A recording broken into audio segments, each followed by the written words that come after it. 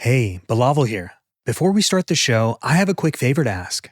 If you're enjoying the TED AI show, please take a moment to rate and leave a comment in your podcast app. Which episodes have you loved, and what topics do you want to hear more of? Your feedback helps us shape the show to satisfy your curiosity, bring in amazing guests, and give you the best experience possible. Hey, so can you help me figure out how should I tell people to pronounce my name? My name is pronounced Bilawal. Absolutely. To help people pronounce your name correctly, you can break it down like this. Billa as in Bill-a and wall as in wall. So it's Bilawal. No, that's wrong. Well, there is nothing new about hearing a machine mispronounce my name. It's a bit of a personal Turing test for me. Try to say my name again. Bilawal. Is that right? Oh, God. I imagine this feeling hits the same for a lot of people like me, people with names not commonly heard in North American English, as opposed to, say, Chads or Karens. Think more like Bilawal. Bilawal. Got it. I've been playing with ChatGPT's newest voice interface. OpenAI simply calls it Advanced Voice Mode. The feature is built using GPT-4o's audio reasoning and generation abilities, meaning that it can understand more than just text. It can understand audio too. The company says interacting with it should feel like you're having more natural conversations. So technically speaking, I suppose it is quite natural for me to argue over how to say my name correctly. OpenAI wants us all to believe that this advancement is a big deal. And if I'm being honest, I want it to be a big deal too.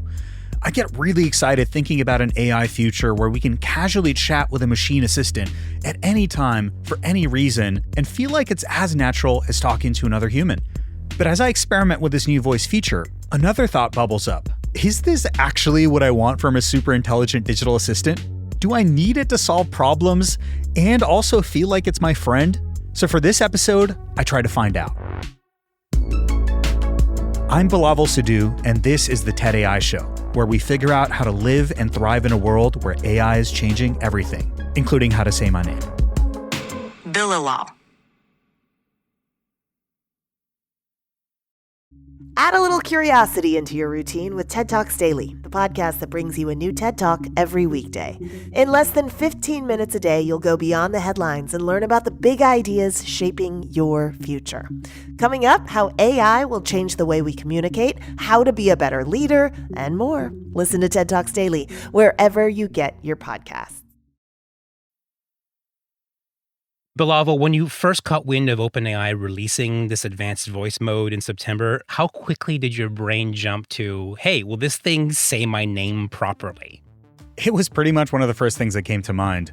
And the fact that it failed, I wouldn't even call it disappointing. It is just so expected. I mean, real humans can't pronounce my name after I tell them how to do so multiple times in a row. But let's put a pin in that for the moment, because I'm going to come back to it later, and you will see why soon enough. Okay, foreshadowing. I like it. Let's continue then. I should also mention your name is Dominic Girard, and you're one of the show's producers. I am not an advanced voice chatbot. But how would we know for sure? Well, I guess it depends on how I stack up to this experiment you're doing today, right? We'll find out, won't we? Listen, you've been using ChatGPT for a while, like from the beginning, I imagine, I'm assuming.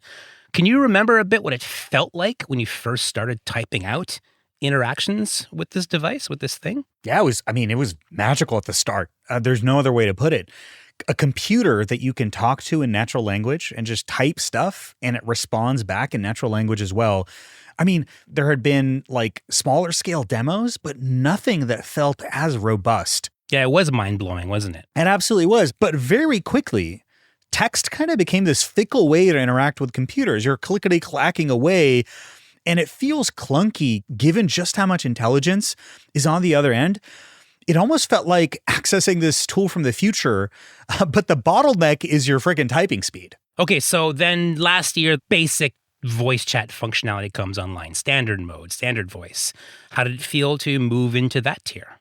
So obviously far more intuitive, right? Like suddenly you don't have to type what you're saying. And of course, we've had speech to text in various assistants, right? Yeah. You've had Alexa, Google Home, Siri, but putting it together with this much smarter model did make it feel magical. That said, the latency was obvious, right? Yeah, the latency meaning that there was just enough of a delay between your question and ChatGPT's answer to know that the text still wasn't quite there yet.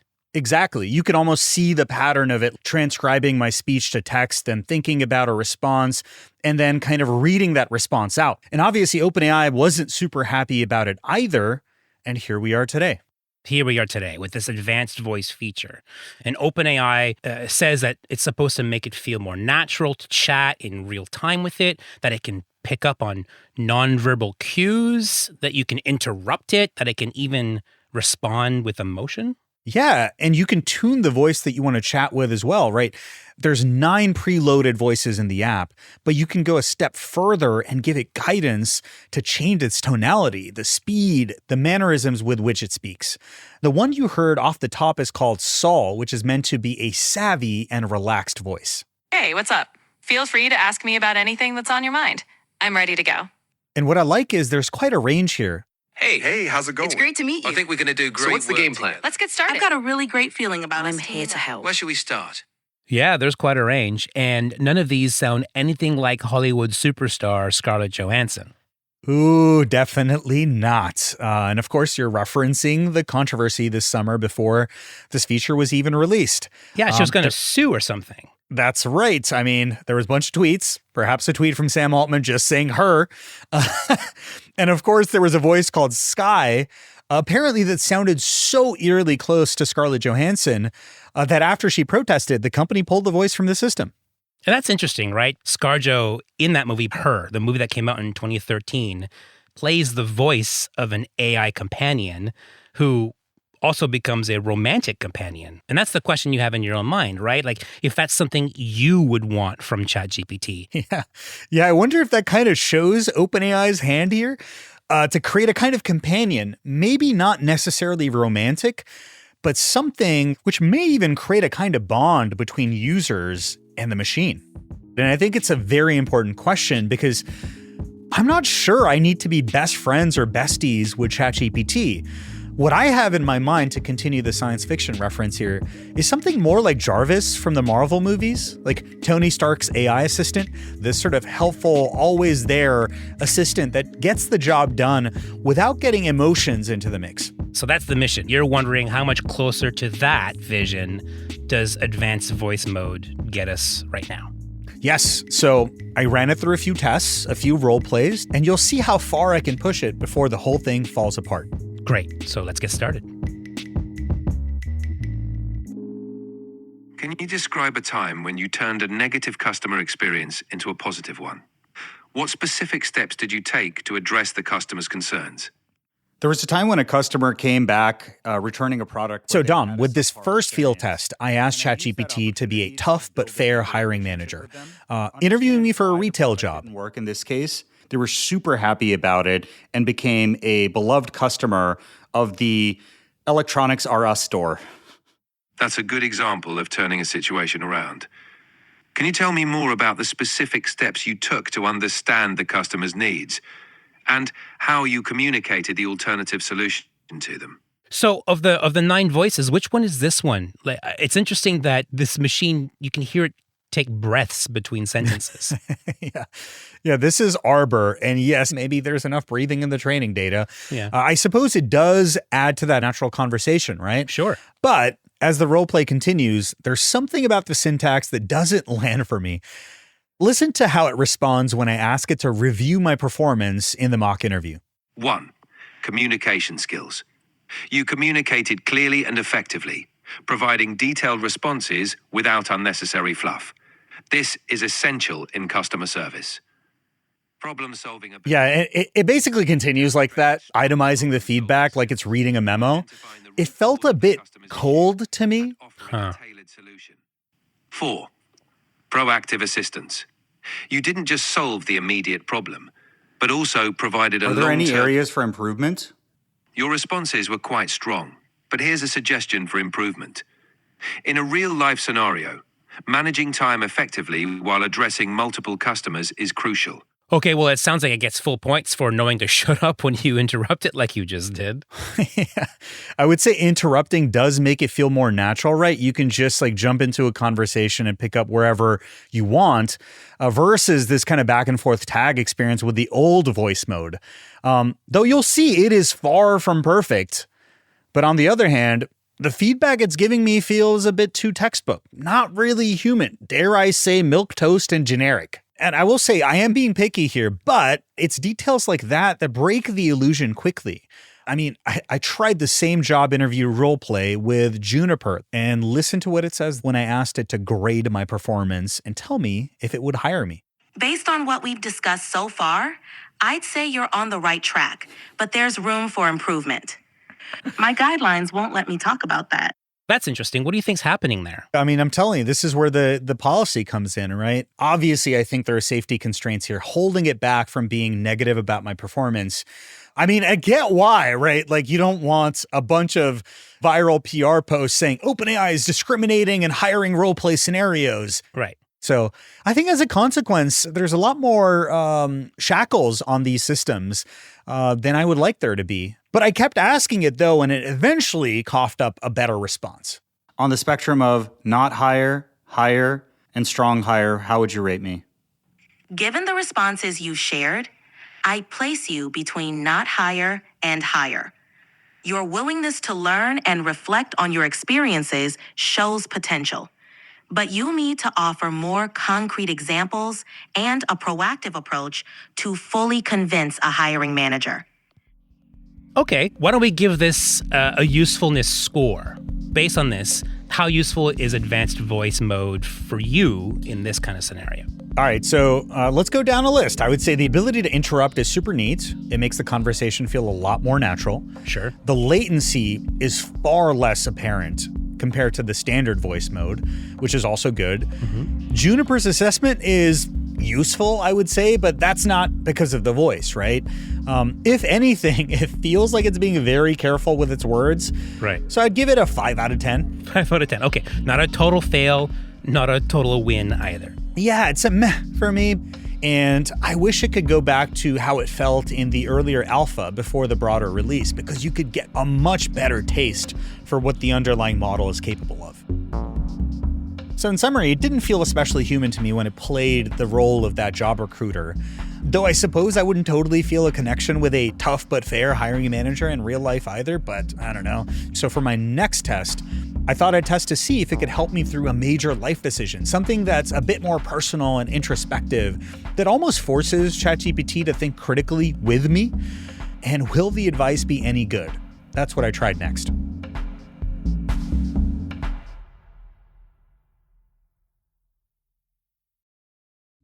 Got a business problem? There's a TED Talk for that. Stay updated on everything business on TED Business, a podcast hosted by Columbia Business School professor Modupe Akinola.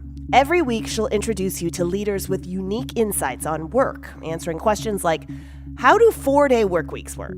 To will a machine ever take my job? Get some surprising answers on TED Business, wherever you listen to podcasts. Hey, ChatGPT, I want you to help me think through a pretty big life decision. Should I leave Austin and move back to San Francisco? So I moved to Austin in 2021, and I'm currently getting FOMO'd by my friends to move back to the Bay, the mecca of artificial intelligence. So it is definitely something that runs through my head every now and then.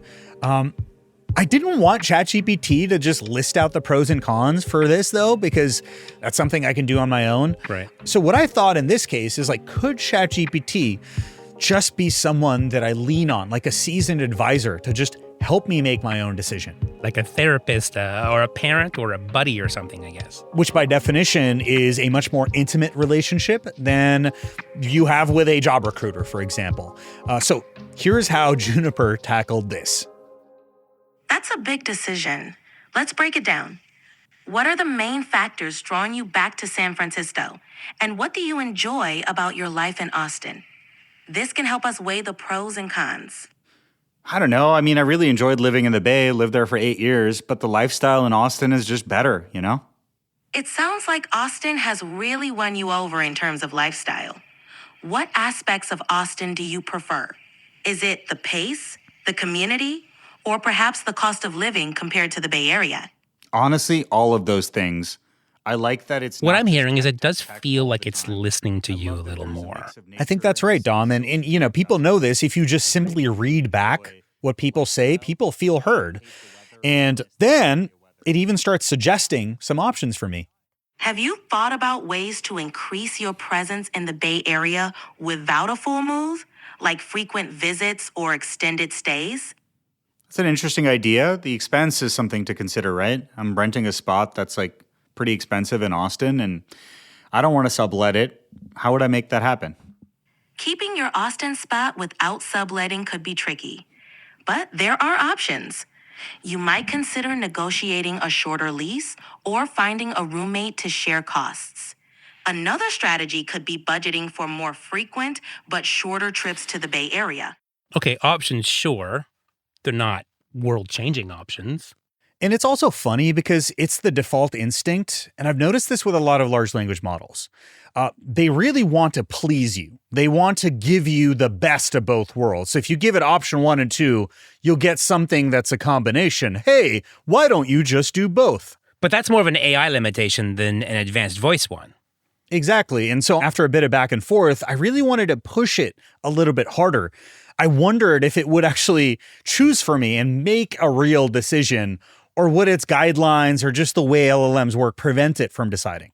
If you really had to pick Austin or San Francisco, which one would you pick and why? And again, think from my point of view and keep my best interests at heart. Understood. Let's narrow it down. Based on your interests and goals, I'd choose San Francisco. Here's why.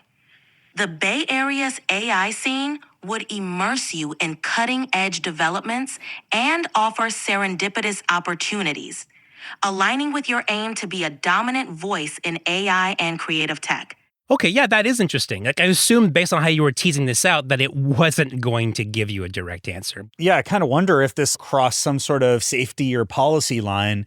If you think about advanced voice as this glimpse of how we might interact with ChatGPT in the future, it doesn't take much to think about how easy it would be to blame the machine or the company for all the choices that it makes on our behalf.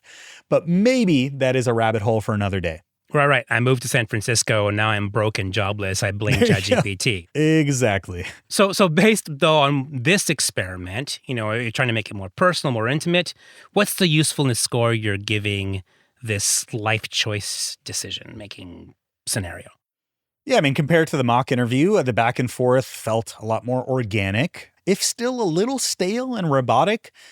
Again, I wouldn't attribute this to the voice as much as like the substance of what the system is saying. It's playing safe. It is playing very safe and almost sounded like it was listening to me carefully and considering my responses. So I would bump up the score. I'd give it a 6.5 out of 10. Okay, 6.5 out of 10. So a bit more useful. So look, these two examples already make me wonder how much of the wow factor in advanced voice depends on how you prompt these conversations. Conversations go two ways, right? And I've trained myself to talk to ChatGPT like I'm talking to a machine. I bet most of us just do this by default and aren't even noticing. Right. You're going in already not talking to it like a person, and yet you expect it to respond to you like it is a person. Exactly. I'm used to providing a lot of information and context and stipulations on what kind of an answer I want from it. It's not how people talk to each other generally, like in super long paragraphs where you just go asking for something and then you get multiple paragraph responses back. So next, I thought, okay, let's throw all that out and try a prompt that really pushes this exercise towards something more human-like. All right, so I want to get some coaching support. I've been doing an upper-lower split for exercise in my home gym lately, and I kind of want to take things up a notch. What's the best way for me to add a little bit more volume to my workout? So Dom, I am not a gym rat, but I do like to exercise. Okay, I think I see where this is going. You're going to get literal in this whole exercising advanced voice thing. Yeah, it's pretty simple, actually. Like, can I get ChatGPT to act like a personal trainer? Because those are scenarios where you really want somebody to be there in the moment, hyping you up. First, as you just heard, I gave it a pretty generic question, just testing how a weak prompt would influence the quality of the responses I get from advanced voice. To ramp up the volume in your upper-lower split, you can make a few key adjustments. First, add sets or reps.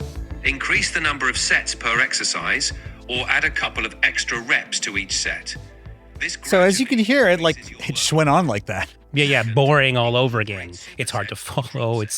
I'm not sure I can remember anything it's saying. Exactly. I mean, you could get this information anywhere, right? Advanced voice doesn't really add anything useful in this context.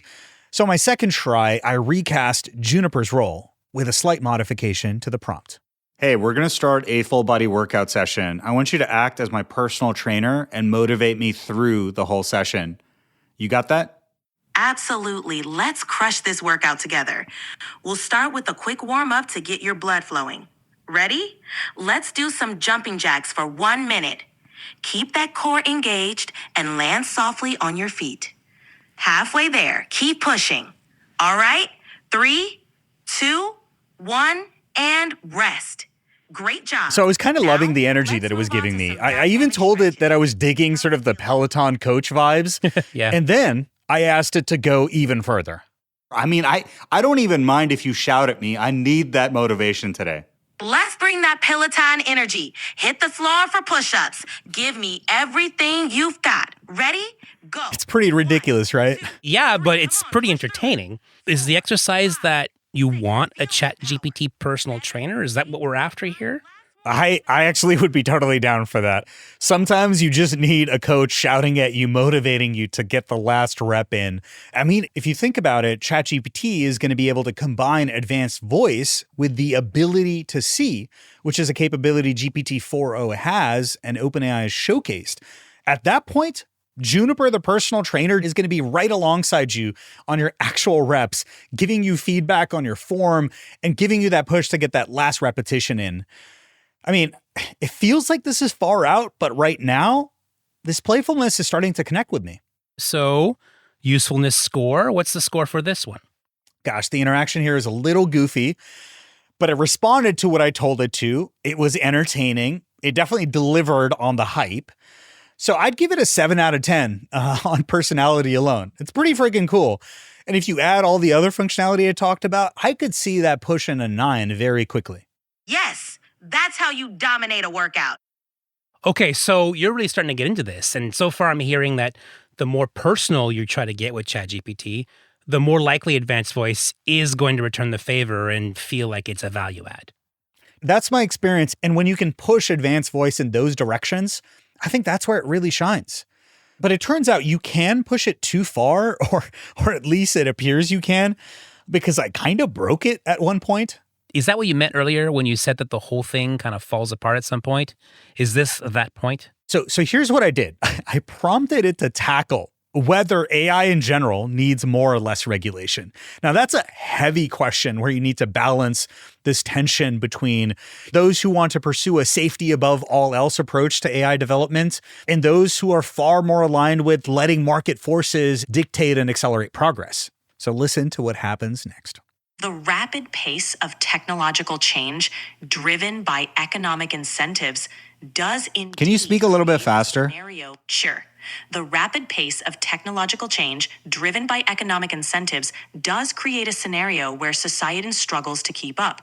To address this, we could implement more proactive regulation, ensuring that technologies are developed with societal well-being in mind. But how do you regulate this, right? Like you're going to have the U.S. If the U.S. and preparing individuals for Hello? a fast-changing landscape.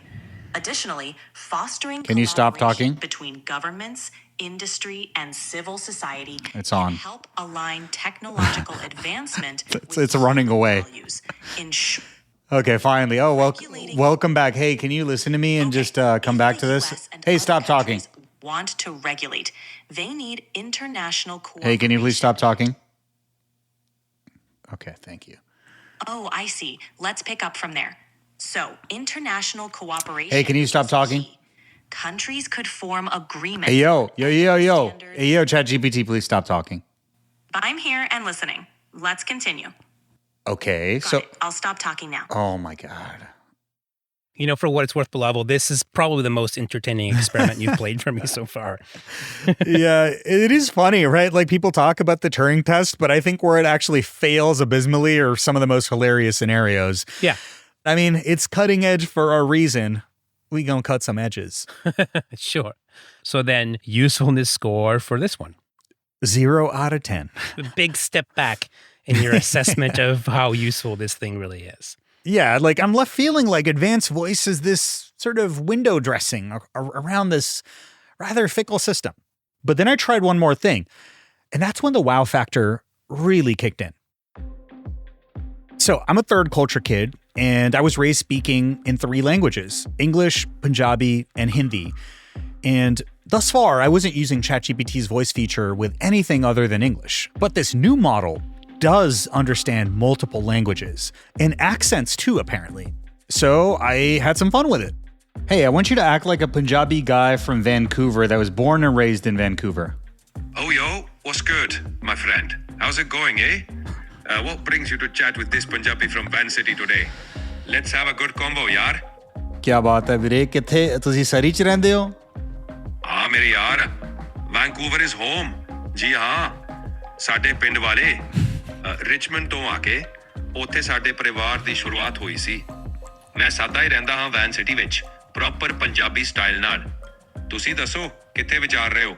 So it's not saying anything important here, mostly that it's in Vancouver with family, but the fact that it can weave seamlessly between English and Punjabi, and yes, there's a little bit of lag in there, but I was suddenly paying attention because it is so rare for multilingual people to have a machine that can keep up with you and context switch like that, code switch like that. Absolutely wild. And so we started chatting about popular Punjabi hip hop artists. AP Dhillon ਵੀਰੇ AP Dhillon ਜਾਂ ਸਿੱਧੂ ਮੂਸੇਵਾਲਾ ਤੁਸੀਂ ਸੁਣਦੇ ਹੋ? ਓਹੋ AP ਦਿਓਲਨ ਤੇ ਸਿੱਧੂ ਮੂਸੇਵਾਲਾ ਦਾ ਤਾਂ ਜਵਾਬ ਹੀ ਨਹੀਂ bro। ਇਹ ਦੋਨੋਂ ਤਾਂ ਲੈਜੈਂਡਸ ਨੇ ਆਪਣੇ ਸੀਨ 'ਚ। AP ਦਾ ਵਾਈਬ ਯੂਨੀਕ ਹੈ ਤੇ ਸਿੱਧੂ ਦਾ ਤਾਂ ਇੰਪੈਕਟ ਸਾਡਾ ਹੀ ਰਹੇਗਾ। What's really wild to me is the cultural context that it clearly has. I mean, I asked it to talk about the lifestyle in different cities like Chandigarh, which is the capital of Punjab in India, and it had personality and dare I say charm. ਓਹ ਚੰਡੀਗੜ੍ਹ ਦਾ ਸ਼ੇਰ ਆ ਗਿਆ ਤੂੰ। ਚੰਡੀਗੜ੍ਹ ਦੀਆਂ ਗੱਲਾਂ ਤਾਂ ਕੁਝ ਹੋਰ ਹੀ ਨੇ ਯਾਰ। ਉੱਥੇ ਦੀ ਲਾਈਫਸਟਾਈਲ ਤੇ ਵਾਈਬ ਤਾਂ ਬਿਲਕੁਲ ਰਾਇਲ ਹੈ। ਤੁਸੀਂ ਚੰਡੀਗੜ੍ਹ ਤੋਂ ਹੋ, ਫਿਰ ਤਾਂ ਤੁਸੀਂ ਪ੍ਰੋਪਰ ਫੈਸ਼ਨ ਤੇ ਫੂਡ ਦੇ ਸ਼ੌਕੀਨ ਹੋਗੇ। So it's no small thing, is what you're saying. This is a big deal for you. Oh, 110%. I would say this is genuinely useful. I mean, it's like you can kind of bring your whole self to the conversation with this AI. It seemed to understand intonation. It responded to my pacing. It mixed languages effortlessly. I don't think I've seen that before. And I know this experience resonates with a lot of other multilingual speakers. Okay, so to keep playing the game, what's the usefulness score? I would say this is genuinely fun. And I would say that's actually utilitarian too. So I'm going to give it a 10 out of 10, given just how much delight there was. So let's put all this together, Bilawal. From back at the start, the question that got this whole thing launched, is advanced voice well on its way to becoming everyone's Scarlett Johansson, a companion just like the Her character in that movie?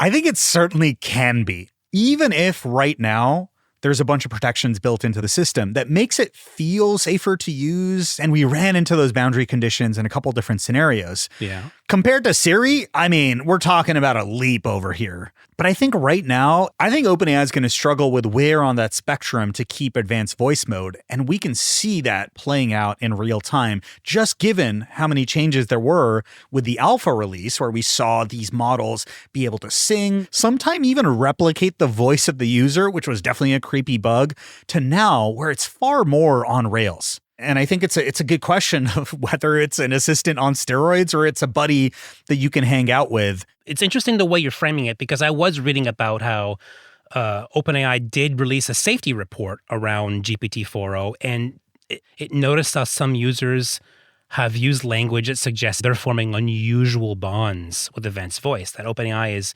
curious about whether people are getting too intimate or too real with this tool. Is that something that you feel is potentially possible? I think it totally is, because taken to the limit, it can get weird. I mean, if we just look at the recent lawsuit with Character AI, where a user ended up committing suicide after talking to this Game of Thrones roleplay model. Yeah. This is certainly a slippery slope. So there's a bit of a cautionary tale as this technology keeps evolving. But in this moment, Bilawal, it sounds like you're ready to admit that advanced voice did in fact surprise and delight you. It did, limitations and all. Including the limitation that it can't get your name right? Yes, I did say we would come back to that. You did. So here's the thing. It took a bit of work, but eventually the Saw voice kind of got it right. How's my name pronounced? Your name is pronounced Bilawal. Actually, that's wrong. It's pronounced Bilawal. Got it, Bilawal. Thanks for the clarification. It got better this time. Last time it kept struggling. Well, there you go. In the end, it passes Bilawal's personal Turing test. Yes, I would say so. But we do get used to this technology pretty quickly, and the hype cycles continue to get compressed. So whether that allure and charm will stay here, we'll just have to see.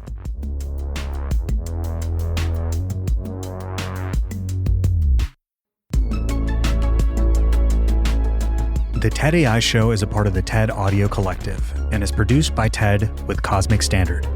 Our producers are Dominic Girard and Alex Higgins. Our editor is Ban Cheng.